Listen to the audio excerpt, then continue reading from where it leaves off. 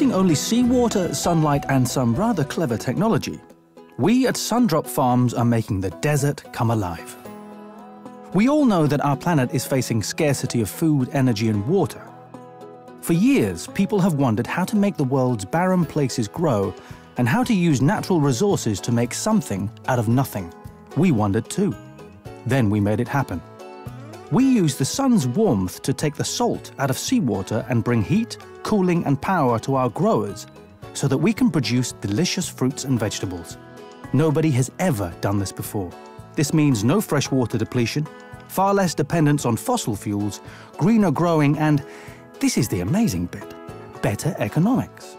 Whether you're a tree hugger or a number cruncher, you've got to see the sense in that. We will now grow like this across the globe and bring something out of nothing where it's needed most. Join us and grow positive.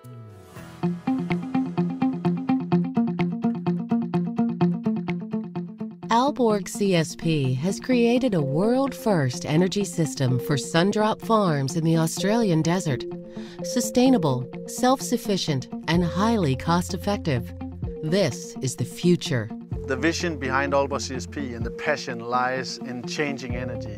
Aalborg CSP designs and delivers innovative renewable energy technologies with 19 operational plants and 3 projects under development in 8 countries around the world. Aalborg CSP is changing energy by accelerating the world's renewable energy transition, ultimately by making more competitive green energy solutions. Aalborg CSP was contacted 3.5 years ago by a couple of enthusiastic, passionate people who wanted to build a greenhouse here in Port Augusta. And they needed somebody to make a greenhouse work together with an energy plant, utilizing solar and salt water. The most important thing for us in selecting the right partner to build our solar energy and water system was a partner that had the depth from an engineering perspective and the multidisciplinary teams that can bring together power production and water production all from renewables, and Aalborg CSP really provided that to Sundrop Farms. The integrated energy system is the first industrial-scale concentrated solar power technology enabling year-round horticultural activities in the Australian desert and contributing to the production of 17 million kilograms of sustainable tomatoes a year. This accounts for 15% of Australia's entire tomato market.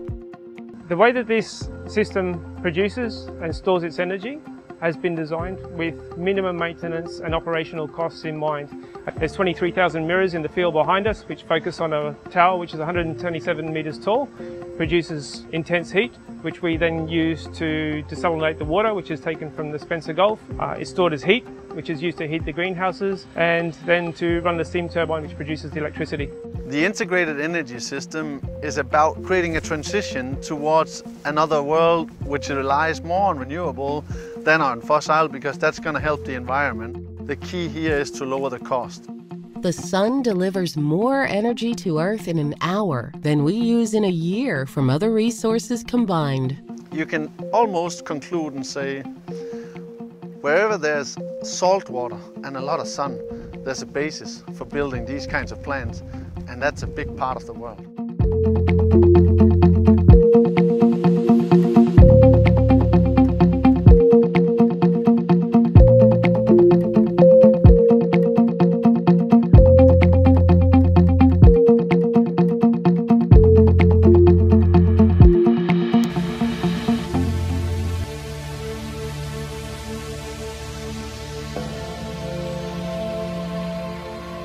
I'm at the top of South Australia's Spencer's Gulf. This is dry desert country, not the sort of place you'd expect to find luscious fruits and vegetables growing, but at Port Augusta that's exactly what they're doing, using power from the sun and water from the sea. As the sun rises over the Flinders Ranges just over here, all of that sun reflects off of these mirrors and gets generated and concentrated onto one single point. With this heat generated, we now produce all of the electricity, fresh water, and heat for the greenhouse. And this is the only project in the world where we're actually wrapping up all of these utility needs just with using solar energy and seawater.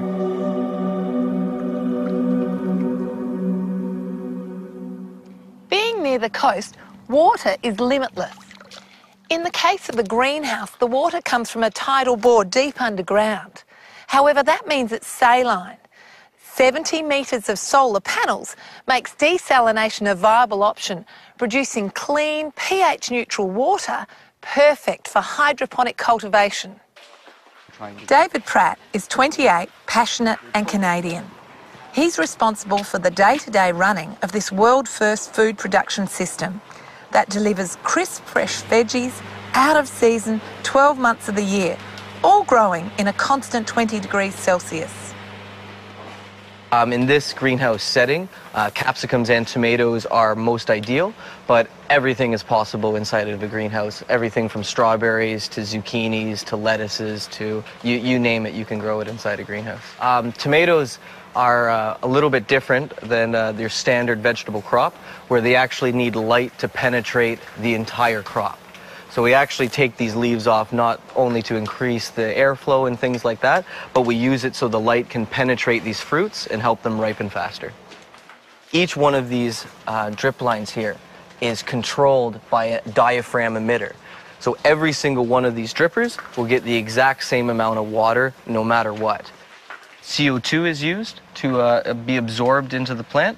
Nutrients and fertilizers are mixed in with the water. There's actually no soil being used in this greenhouse whatsoever. This is what we call cocoa fiber. Yep.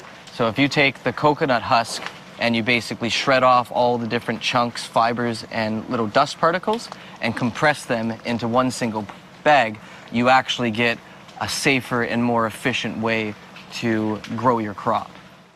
The pollination of crops is carried out by bees, brought in by a local beekeeper. Pretty exciting moment. The new hive of bees are being introduced to the greenhouse now. And how often does that happen? Depends on the time of year, but usually every couple of months. Just like home gardeners, pests can be a problem, especially aphids. Beneficial insects introduced by David into the greenhouse provide the answer. We use what's called an integrated pest management system. So that means you have different scouting procedures, you have different monitoring devices, and you also use beneficial insects, so basically good bugs to combat bad bugs.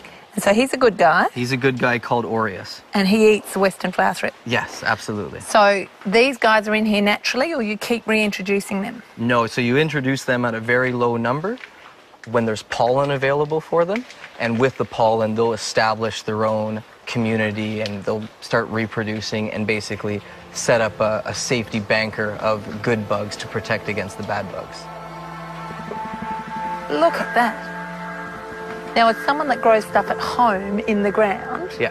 is this going to taste as good as something I grew in the ground in beautiful, fertile soil?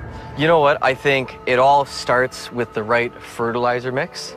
And as long as you're giving the crop exactly what it needs, it's going to have a nice tasting capsicum or tomato for you at the end of it. So can I try? Absolutely. Oh, they're yum. Beautiful and sweet. Just like an apple, right?